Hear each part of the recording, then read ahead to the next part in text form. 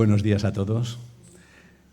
Primeramente, como sabéis, mi esposa Carmen y yo pues podemos estar con vosotros y pediros disculpas porque en alguna ocasión he tenido que decirle a Paco que no podía asistir a la invitación que me habíais hecho por circunstancias a veces pues personales, a veces también de salud, pero también ha sido alguna circunstancia que nos hemos encontrado en casa de nuestros hijos allí en Madrid. Quiero decir, estamos en esta disyuntiva ahora que mi esposa nunca salía de casa, ya no sabía si había otra cosa fuera de casa y ahora no para. O sea, ahora estamos siempre viajando con los hijos y bueno, pues nada, la verdad es que sí que hemos sentido un pesar cuando no hemos podido estar con vosotros, pero bueno, el Señor nos regala estos momentos y yo le doy muchas gracias al Señor también por compartirlos con vosotros.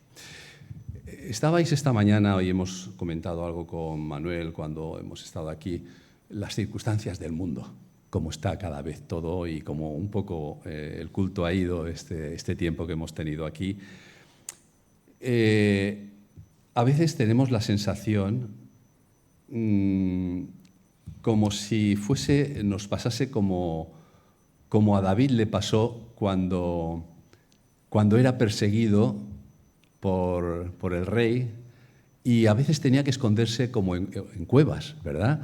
Y a veces nos parece que nosotros tenemos casi que escondernos en cuevas por un mundo que, pues eso, que nos persigue en parte, aunque muchas veces no sea de una manera directa, pero el rechazo, el señalamiento, todas estas cosas hacen que un poco nos tengamos como que poner en cuevas, ¿no? Sin embargo, acordaros que David acabó en un palacio y dirigiendo a su pueblo. Entonces, nosotros, como se ha dicho esta mañana, tenemos el gran privilegio de saber a quién servimos, a quién seguimos, y por lo tanto sabemos el resultado. ¿Creéis en Dios? Creed también en mí, dice el Señor. En la casa de mi Padre muchas moradas hay. Sabemos el resultado. ¿Dónde vamos? ¿Con quién estaremos? Ánimo. Esta mañana el Señor sí que me ha puesto, y yo a veces siempre le digo, Señor, ¿por qué pones esto en mi corazón? Yo no sé si es lo más adecuado, pero el Señor te pone cosas que a veces igual tú no compartirías o tú tal vez buscarías otro camino, otro mensaje, ¿no? Él me ha puesto, y quiero compartirlo con vosotros, dominar los egos. Dominar los egos. Primero os voy a decir qué es el ego, según se describe en nuestro lenguaje. El ego es la imagen mental que una persona tiene de sí misma, formada por creencias, recuerdos, experiencias y etiquetas con las que se ha ido edificando esa persona. Es la idea del yo, que usamos para diferenciarnos de los demás y que busca protegerse, validarse y sentirse a veces importante.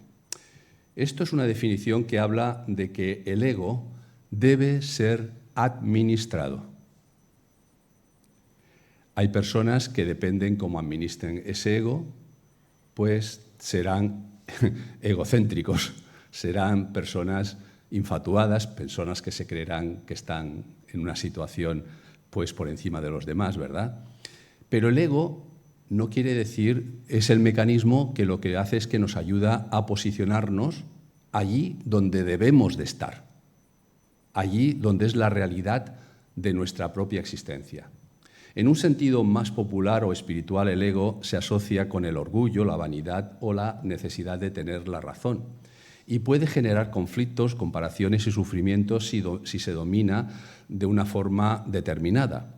Por lo tanto, como os digo, el ego lo que debe hacer siempre es cómo canalizar nuestro yo.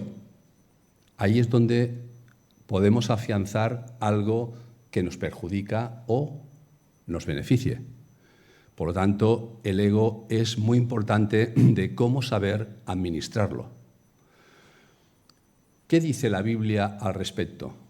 ¿Nos habla la Biblia sobre el tema del ego? Bueno, mucho.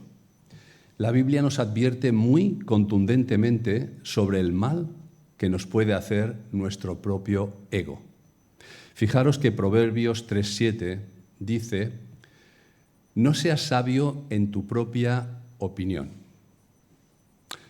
Si tu ego te lleva a creerte que conoces todas las cosas, posiblemente estés haciendo de tu yo una impermeabilidad para que entre otras cosas que te puedan ayudar. Si tú ya te consideras sabio en todo lo que estimas, Dios poca cosa puede hacer. Continúa Proverbios 3:7 y dice: teme a Jehová y apártate del mal. Por lo tanto, cuidado con creerte sabio en tu propia opinión. Proverbios 26:12 dice: ¿has visto hombre sabio en su propia opinión? ¿Conoces a alguien que esté por encima de todo, que todo lo sabe, que cuando le quieres hablar de algo, a mí no me tienes que explicar nada, yo lo sé todo? Dios, bueno, para vosotros que sois unos pobrecillos, ¿has conocido alguna vez a alguna persona así, que se cree sabia en su propia opinión? Pues fijaros qué dice la Escritura: más esperanza hay del necio que de él. ¿Y qué dice el necio? En su corazón no hay Dios. Y sin embargo dice la Escritura: hay más esperanza para este que dice que no hay Dios que para aquel que se considera sabio según él. Romanos 12:16: unánimes entre vosotros, no altivos, sino asociándoos como humildes. Asociándoos con los humildes. No seáis sabios en vuestra propia opinión. Por lo tanto, ¿nos dice algo la Escritura con respecto al ego? Pues que tenemos que administrarlo con mucho tiento, con mucha sabiduría, en el temor del Señor. Es lo que nos dice la Escritura. Ahora, la Biblia, un segundo punto, no dice que no debemos utilizar y ser consciente de los dones que el Señor nos ha otorgado. Hay personas tan humildes, que no quieren significarse delante de la Iglesia, por ejemplo. Yo tengo un don, pero que nadie me vaya a señalar como que soy pretencioso o que tal vez me puedan decir que soy una persona que me quiero exhibir delante de los demás. Por lo tanto, cojo el don, lo aparco y no lo utilizo para que nadie me señale. Cuidado, la Biblia nos señala claramente de que ese don que tú tienes que ponerlo a contribución, porque te ha sido otorgado para eso. Por lo tanto, la Biblia nos dice que debemos discernir cómo utilizar esos dones. No debemos coger y decir: no, para que nadie me señale, no vayan a pensar que soy sabio, que soy una persona que me pongo... No tienes que tener ese pensamiento. Muchas personas hay que, por ejemplo, en la Iglesia tienen un don determinado y no lo ejercitan porque que lo hagan otro. O bueno, yo eso, lo que os decía, no quiero significarme, que no me vayan a señalar. Eso es un gran error y además es un fraude. Es defraudar. Porque los dones, dice la Escritura, que no los hemos conseguido nosotros de ninguna manera, por ningún mérito propio, ninguno. Los dones han sido concedidos por Dios, ¿para qué? Para su pueblo. Los dones son dados por Dios para que se pongan a contribución en su iglesia, en su pueblo. Por lo tanto, no son tuyos, no los has adquirido tú, no los tienes tú, no los posees tú, sino que te han sido otorgados para ejercitarlos, ¿verdad? Primero a los Corintios 12:8, porque a este le es dado por el Espíritu palabra de sabiduría, a otro palabra de ciencia según el mismo Espíritu. Por lo tanto, es el Espíritu Santo quien ha manifestado esos dones que capacitan a cada uno de sus hijos. En el verso 11 dice: pero todas estas cosas las hace uno y el mismo Espíritu, el Espíritu de Dios, repartiendo a cada uno en particular como Él quiere. Por lo tanto, ¿quién somos? Nadie de nosotros para decir: yo no pongo a contribución esto. Si lo ha puesto Él, como a Él le ha parecido. Él es el soberano. Tercera epístola de Juan 1:2, amado. Fijaros que dice Juan, aquel amado al que se dirige: yo deseo que tú seas prosperado en todas las cosas y que tengas salud, así como próspera tu alma. Y pasamos al verso 5 y vamos a ver por qué le desea esto. Amado, fielmente te conduces cuando prestas algún servicio a los hermanos, especialmente a los desconocidos, los cuales han dado ante la Iglesia testimonio de tu amor, hoy se ha hablado del amor, y harás bien en encaminarlos como es digno de su servicio a Dios para que continúen su viaje. Aquel amado está poniendo a contribución lo que Dios le ha dado, ¿verdad? Esos dones, le ha capacitado. ¿Y qué es lo que dice Juan? No te signifiques tanto, ¿eh? No le dice nada de eso. La Iglesia misma da testimonio de lo que tú estás haciendo en el Señor. Por lo tanto, ¿sabes qué yo deseo? Lo mejor para ti. Que tengas salud, que tengas dinero, que tengas, que todo el mundo te reconozca. Yo deseo lo mejor para ti. Y a veces en la Iglesia puede haber ese, aquel tiene más o le miran mejor o... No, debemos, aquel que está cumpliendo y está haciendo lo que el Señor le demanda, debemos pedirle al Señor que le multiplique todo lo que pueda, y más aún, y más aún. Por lo tanto, el ego no se tiene que pensar solamente en el hecho de aquel que se está creyendo que está por encima de muchas cosas, que eso está, lo hemos visto, determinado por Dios como un pecado.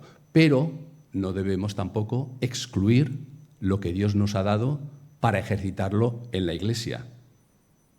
Y además, buscar que aquellos que están cumpliendo y están haciendo esta labor en el Señor, que sean enriquecidos en todo, orar por ellos para que Dios les multiplique en todas las cosas. Esto no está en contra de la palabra de Dios.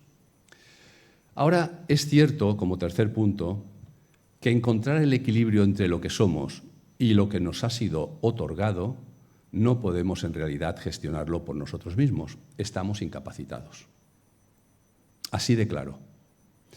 Somos personas que tenemos un defecto de nacimiento y que viene y nos arrastrará hasta el día que dejemos este habitáculo.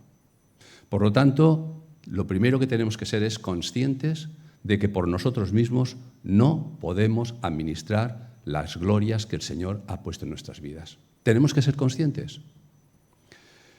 Santiago 1:22. Pero sed hacedores de la palabra y no tan solamente oidores, engañándoos a vosotros mismos. Tenemos que hacer la palabra de Dios. ¿Encontramos algún problema en vivir perfectamente la palabra de Dios? Yo sí. Yo encuentro un problema. El apóstol diría que encuentro una ley, que quiero hacer a veces lo que no puedo hacer.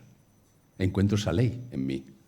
Por lo tanto, debemos ser conscientes de que por nosotros mismos no podemos gestionar aquello que Dios nos ha otorgado.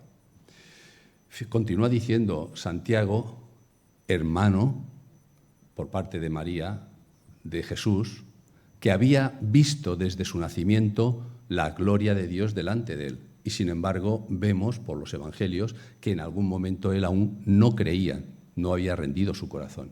Y él aquí está diciendo, porque si alguno es oidor de la palabra, pero no hacedor de ella, y posiblemente se estaba mirando a sí mismo, en lo que él anteriormente había sido, este es semejante al hombre que considera en un espejo su rostro natural, porque él se considera a sí mismo y se va, y luego olvida cómo era. Por lo tanto, vemos claramente que en nosotros hay una dificultad, hay una tara que no podemos administrarla por nosotros mismos. Necesitamos del Señor para poder gestionar todo aquello que Él ha puesto en nuestras vidas, esos dones que son para la Iglesia. Mateo 6:27. ¿Y quién de vosotros podrá, por mucho que se afane, añadir a su estatura un codo? Yo no puedo. No sé si quisiera ser como uno de la NBA o lo que sea, pero yo no puedo, ¿verdad? Mas buscad primeramente el reino de Dios y su justicia, y todas estas cosas os serán añadidas. Quiere decir, nosotros podemos empeñarnos, ¿Cuántas veces en las iglesias vemos personas que intentan hacer lo mejor posible, que intentan hacer muchas cosas, que intentan significarse, intentan añadir a su estatura un codo, pero no pueden conseguirlo, porque dependemos exclusivamente del Señor? Ahora Filipenses 2:13 nos dice, porque Dios, ¿qué es el que hace? El que en vosotros produce así el querer como el hacer por su buena voluntad. No podemos por nosotros mismos gestionar nuestro ego, lo que somos, lo que creemos que podemos ser. Tiene que ser el Señor quien vaya configurando, haciendo que todo lo que Él nos ha dado vaya encajando de manera que nosotros podamos ser al final esos instrumentos útiles en sus manos. Y como cuarto punto sería, ¿cuál sería el resultado de humillar nuestro yo ante la presencia de nuestro buen Señor y Salvador? ¿Cuál sería el resultado? Si conseguimos entender que nuestro yo lo tenemos que humillar delante de Dios para que Él produzca en nosotros toda aquella buena voluntad agradable, perfecta que Él tiene para con nosotros, ¿qué tenemos que hacer y cuál es el resultado? Santiago 4:10. Humillaos delante del Señor y Él os exaltará cuando sea el tiempo, ¿verdad? Por lo tanto, si nos humillamos delante del Señor, es cierto que Él nos va a exaltar. Y esto no tiene que ver con el yo que nosotros nos creamos, sino con lo que Él haga de nosotros en medio de su pueblo. Efesios 3:14. Por esta causa doblo mis rodillas ante el Padre de nuestro Señor Jesucristo, para que os dé, conforme a las riquezas de su gloria, el ser fortalecidos con poder en el hombre interior por el Espíritu. Nos humillamos, como hizo el apóstol Pablo, para que el Señor pueda fortalecernos en el Espíritu Santo y pueda hacer que todo aquello que Él quiere mostrarnos se signifique. Por ejemplo, continúa diciendo, en este caso el apóstol, para que os dé conforme a las riquezas de su gloria el ser fortalecidos con poder en el hombre interior por el Espíritu, para que habite Cristo por la fe en vuestros corazones, a fin de que arraigados y cimentados en amor, seáis plenamente capaces de comprender con todos los santos cuál sea la anchura, la longitud, la profundidad y la altura. ¿Conocemos todo lo que Dios quiere hacer en nuestras vidas? A mí me falta mucho. Y sé que el camino es la humillación. Sé que tengo que clavar mis rodillas delante de Él continuamente para que Él pueda exaltar ese conocimiento y toda la plenitud que Él quiere hacer en mi vida. Por lo tanto, ¿cuál sería el resultado de humillar mi yo delante de Dios? El poder ser fortalecido para conocer los secretos que vienen solamente de Dios, no del conocimiento. A veces en los seminarios está muy bien la preparación teológica y en todos los aspectos, está muy bien los estudios que hacemos, pero el conocimiento que procede de Dios es el que de verdad nos hace vislumbrar las glorias que nosotros estamos totalmente limitados para acceder a ellas. Gálatas 2:20, con Cristo estoy juntamente crucificado y ya no vivo yo, mas vive Cristo en mí, y lo que ahora vivo en la carne lo vivo en la fe del Hijo de Dios, el cual me amó y se entregó a sí mismo por mí. Y de conocer el amor de Cristo que excede a todo conocimiento, para que seáis plenos de toda la plenitud de Dios. Así que vemos que el humillar nuestro yo delante de Dios es el único que puede hacer que lleguemos a ese conocimiento pleno, a ese vislumbrar las glorias de Dios, y es algo que nosotros, por mucho que nos esforcemos, no podremos alcanzar nunca. Ahora, teniendo en cuenta los puntos que ya hemos destacado, que sería la advertencia de la Biblia sobre nuestro ego, estamos hablando de cómo administrar nuestro ego. El segundo punto, conscientes de que los dones otorgados por Dios y su propósito. Tercer punto, reconocer nuestra incapacidad para gestionar por nosotros mismos esos dones. Y visionar lo que Dios puede hacer en nosotros mediante la humillación. Os quiero simplemente hablar de un bosquejo de Romanos 14, del 1 al 23. si queréis buscarlo, con esto que ya hemos adelantado en Romanos 14, del 1 al 23, el tema central es la unidad y amor en medio de la diferencia o diferentes puntos de conciencia de cada uno. Y luego os diré por qué es bueno que visualicemos en este pasaje esta unidad en amor en medio de las diferencias de conciencia de cada uno. Primero, del versículo 1 al 4 de Romanos capítulo 14, allí vemos que hay que recibir al débil en la fe. Hay que recibir al débil en la fe. Y muchas veces nosotros contendemos en vez de recibir a ese débil en la fe, que nosotros entendemos que es débil en la fe. Eso lo vemos en el versículo 1. Allí habla de la comida, ¿verdad? Unos creen que tienen que comer una cosa, otros creen que tienen que comer otras, y lo que nos dice el apóstol es, oye, por estas causas no tengáis conflicto. Recibirlo sin ningún problema. No menospreciéis ni juzguéis. Hemos hablado del ego, ¿verdad? A veces, si nuestro ego no está en sintonía, no está bien proporcionado y dirigido por aquel que tiene que enseñarnos todas las cosas, posiblemente en la Iglesia, muchas veces podremos señalar, enjuiciar o enfrentarnos unos a otros. Esto lo vemos en el versículo 3. Dios es el Señor de todos. Él aprueba a sus siervos. Verso 4, quiere decir el apóstol, aunque tú consideres que ese hermano es débil en la fe, acuérdate de que hoy se ha estado hablando de que en la cruz murió el Señor por ti, pero también por ese hermano. Pagó el mismo precio. Tienes que amarle con la misma intensidad que tú sientes el amor de Cristo en ti. Y esto es recibir al débil en la fe. Diferentes convicciones, pero un mismo Señor. Verso del 5 al 9. Hay convicciones en las iglesias del Señor, en los creyentes. Tenemos diferentes convicciones. No somos todos iguales, no pensamos todos iguales. Y esto a veces nos hace enfrentarnos. Y dice el apóstol, esto no puede ser. Uno estima un día más que otro, otro lo estima iguales.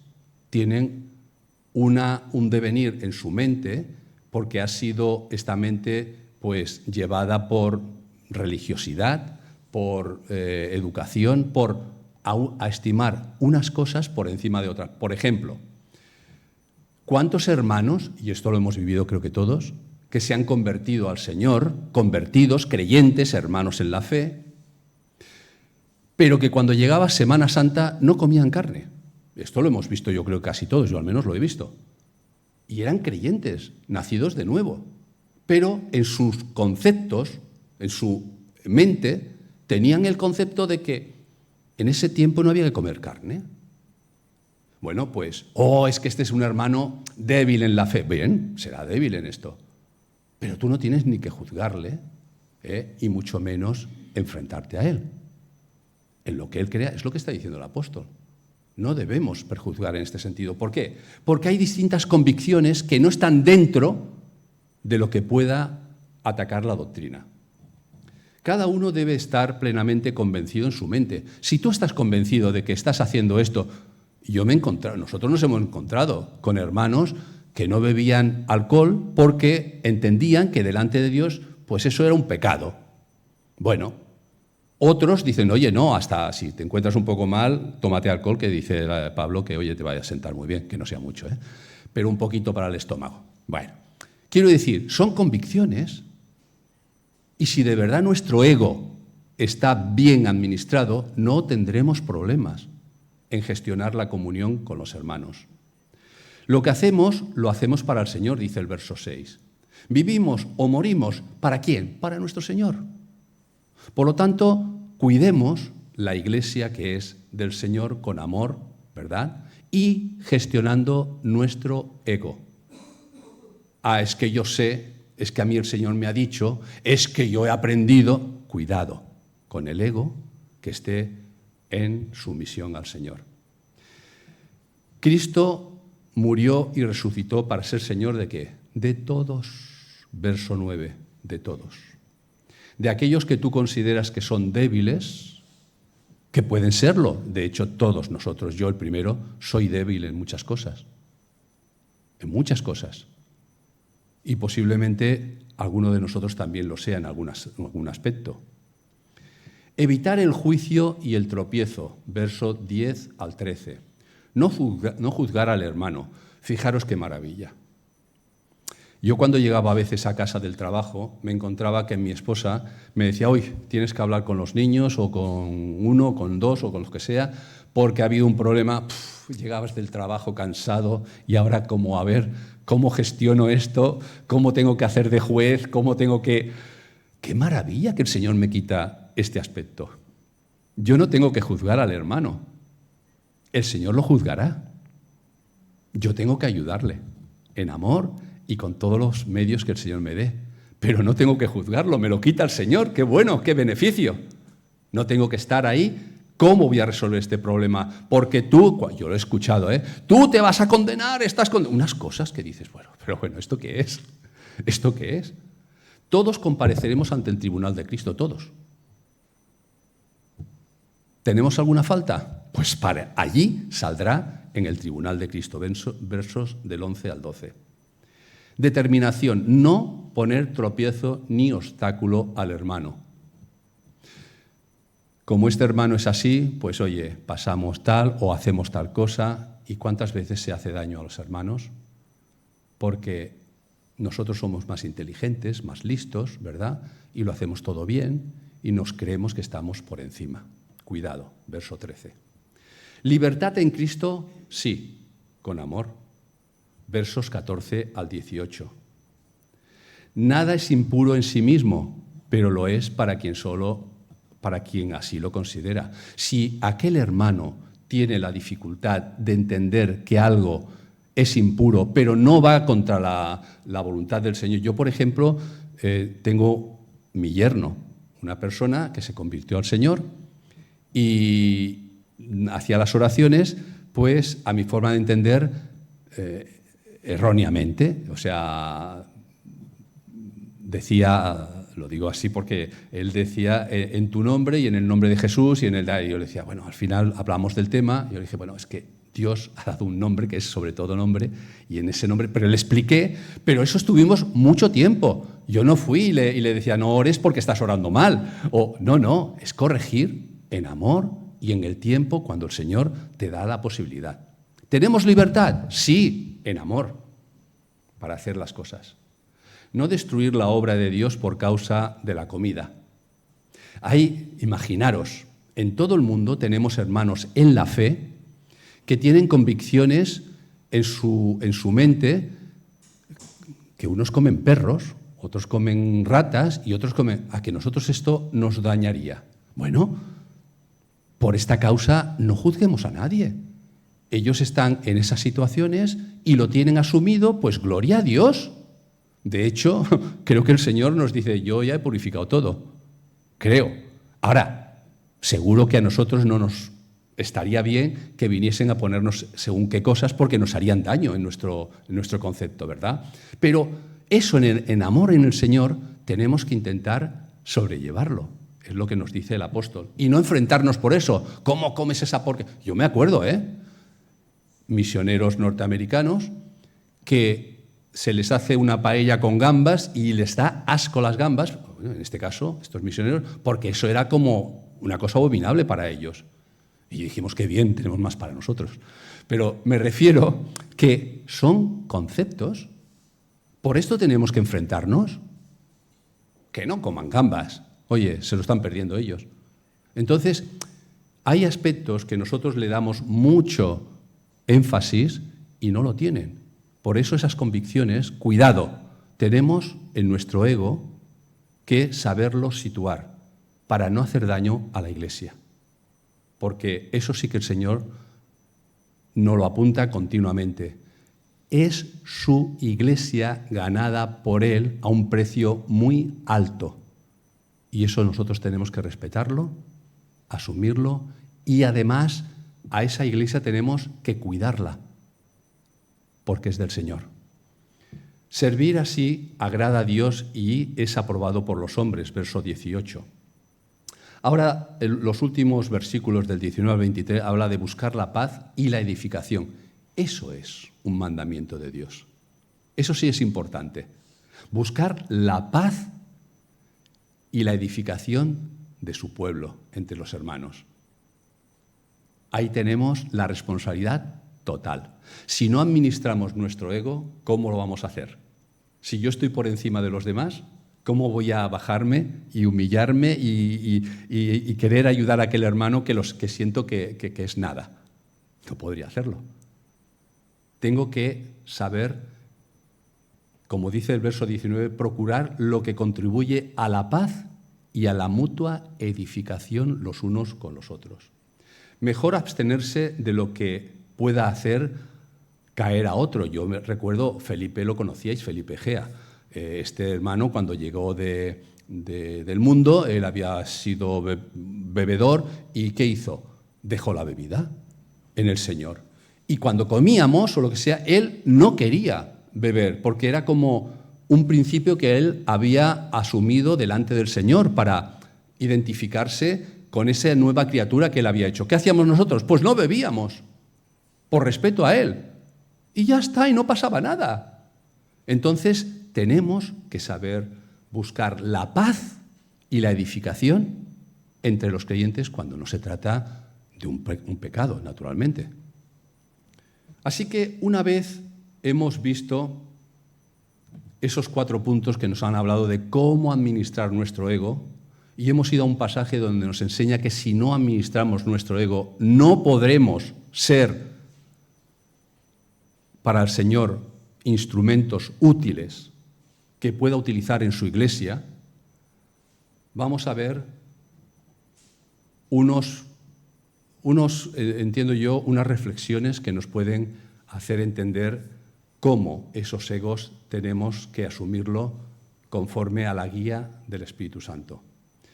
Creo que teniendo en cuenta los puntos que ya hemos examinado, nos será más fácil entrar en un tema que, si bien es sencillo de entender, parece muy difícil de asumir. La Iglesia históricamente se ha dividido por preceptos y formas simbólicas que no han aportado a la extensión del Evangelio nada en particular, más bien han contribuido a que los creyentes o los no creyentes se excusen en lo que hacen los hombres cristianos, entre comillas, muchas veces, para juzgar a Dios. La Iglesia se ha enfrentado históricamente, de muchas formas, de muchas maneras. Hoy en día tenemos nuestras denominaciones. Yo recuerdo cuando me convertí y alguien me decía, es que tenemos que levantar las banderas de las santas asambleas. Y yo decía, pues yo a quien me he convertido es a Cristo. Yo me he convertido al Señor. Otros hacen igual en otras denominaciones. Cuidado, cuidado. Defendamos, primeramente, siempre lo que Cristo ha hecho en nuestras vidas y que luego estamos en un contexto determinado. Gloria a Dios. Yo, por ejemplo, ahora nos reunimos en una iglesia allí en Villanueva de la Torre que vienen de una tendencia bautista y tienen formas distintas de desarrollar el culto. Bueno, pues yo os digo que mi mujer y yo estamos tan contentos, estamos tan a gusto con estos hermanos, porque están buscando la gloria de Dios, están buscando cómo llevar el Evangelio, no tengo ningún problema. Si queréis me señaláis, espero que no, pero yo me he visto señalados. Yo recuerdo hermanos que me decían, pero ¿cómo te juntas con esos hermanos? Pues gloria a Dios. Para mí, gloria a Dios. Fijaros que dice Romanos 2:24, porque como está escrito, el nombre de Dios es blasfemado entre los gentiles por causa de vosotros. Habla de estos que buscan los enfrentamientos. No, es que aquellos, es que los otros, pues. Dios muchas veces mira cómo se llevan los que se llaman cristianos, enfrentándose unos con otros. Primera a los Corintios 14:33, pues Dios no es Dios de confusión, sino de paz, como en todas las iglesias de los santos, sin denominaciones. Tenemos los metodistas, los no sé cuántos. Gloria a Dios. Yo he estado colaborando en Gedeones Internacionales con hermanos, para mí hermanos en el Señor, pentecostales, no sé qué, de otras denominaciones. Y hemos estado extendiendo la palabra del Señor. Y yo no he tenido ningún problema. Si bien en este pasaje el apóstol ampliamente exhorta a no contender por convicciones que religiosamente o culturalmente se adhieren a nuestro yo, muchas veces es eso. Es que yo he sido enseñado en esta forma. Bueno, pues sigue en esta forma, pero no, vamos a decir, ataques otras formas, pero que no contradicen o se enfrentan a los preceptos o ordenanzas dadas por Dios, como el amor entre los hermanos. Veréis que por esto no hay... Oye, ¿tenemos que amar a los hermanos? ¿Hay algún problema? ¿Nos esforzamos por eso? ¿O nos enfrentamos también a ver quién es el que ayuda más a los hermanos? La ayuda necesaria, la paciencia, el sacrificio, el anteponer lo de los otros antes que lo propio. ¿Por eso hay enfrentamientos? ¿Hay que ayudar a aquel? Bueno, a ver si yo me giro, a ver si hay otro que va primero a ayudar. Por esto no suele haber problema. Suele haber problemas por eso. Porque si Dios ha dicho que hagamos esto, nos levantemos, no nos levantemos, hagamos... Filipenses 4:5. Vuestra gentileza sea conocida de todos los hombres. El Señor está cerca. Por nada estéis afanosos si no sean conocidas vuestras peticiones delante de Dios en toda oración y ruego, con acción de gracias. Y la paz de Dios, que sobrepasa todo entendimiento, nuestro raciocinio, guardará vuestros corazones en vuestros pensamientos en Cristo Jesús. Eso es lo que nos pide Dios. Que si queremos la paz de Dios, lo que hagamos es buscar esa plenitud de toda la Iglesia en amor, desechando aquellas cosas que Dios nos ha dicho que nos tengamos que enfrentar. Si bien se les llama débiles a hermanos que por su educación o tradición religiosa eran incapaces de comer cosas abominables para su mente, y aquí tenemos un ejemplo, Hechos 10:14. Entonces Pedro dijo: Señor, no porque ninguna cosa común o inmunda he comido jamás. Un apóstol diciéndole al Señor que él no comía. ¿Cómo nosotros podemos decirle a alguien que es una persona, pues eso, un hermano débil en la fe? Pues porque está convencido de que hay cosas que le cuesta entender. Que el Señor le bendiga. Lo que el apóstol intenta hacernos comprender a todos... Perdón, otra cosa es la enseñanza de la palabra, ¿eh? No estoy quitando... Yo a ese hermano, si tengo la oportunidad, le voy a hablar en el amor de que esas cosas no tienen para el Señor, como os he puesto antes el ejemplo de mi yerno. O sea, quiero decir, en su momento, si se puede, hablarle, no hay ningún problema, pero no rechazarlo o enfrentarlo por estas causas. Lo que el apóstol intenta hacernos comprender a todos es que en algunos aspectos de nuestro yo vamos a tener algo que nos dificulte aceptar plenamente la nueva vida en Cristo. Todos. Aquí no hay supermanes. Todos, cuando vamos al Señor, vamos a tener que aceptar que muchas cosas de nuestro yo tengan que humillarse y desaparecer porque el Señor las haga nueva. Ya que el hombre interior, aquel hombre que Dios ha hecho nacer de nuevo, ¿sabéis qué? Está capacitado para entender todas las cosas y superar todas las cosas. ¡Todas! No hay ninguna que no esté preparado. Está capacitado, ¿por qué? Porque el Espíritu Santo le ha capacitado para asumir toda la plenitud del Señor Jesucristo. Colosenses 3:10. Y revestíos del nuevo hombre, el cual, conforme a la imagen del que lo creó, se va renovando hasta el conocimiento pleno. No hay problema. Este hombre que Dios ha creado en nosotros, este ser que nació de nuevo, está preparado para asumir todas las cosas y entender todas las cosas. Pero la vieja naturaleza intenta mantenernos cimentados en la posición que desarrollamos en la vida pasada, antes de conocer al Señor. Hay una lucha. Efesios 4:22. En cuanto a la pasada manera de vivir, despojaos del viejo hombre que está viciado conforme a los deseos engañosos. Por lo tanto, vemos que si bien tenemos una naturaleza que asume todo en Cristo, todo perfectamente, tenemos una vieja naturaleza que tiene que irse amoldando a ese caminar.